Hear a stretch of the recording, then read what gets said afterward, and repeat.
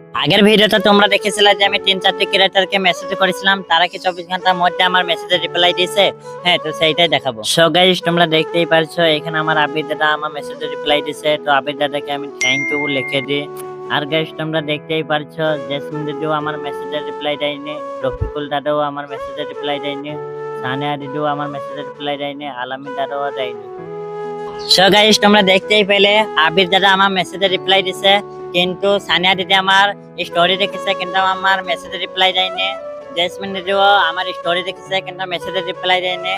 আর রফিকুল দাদার কথা তো বলোই না, রফিকুল দাদা তো আমার মেসেজও দেখেনি, স্টোরিও দেখেনি।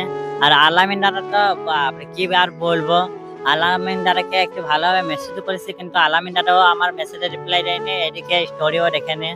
তো আবির দাদা, তোমাকে থ্যাংক ইউ আমার মেসেজে রিপ্লাই দেওয়ার জন্য। আর গাইস, তোমরা যদি আমার ভালো ভালো মিনি ব্লগ দেখতে চাও আমাকে ফলো করে নাও আর একটি লাইক করে দাও এই ভিডিওতে। বাই।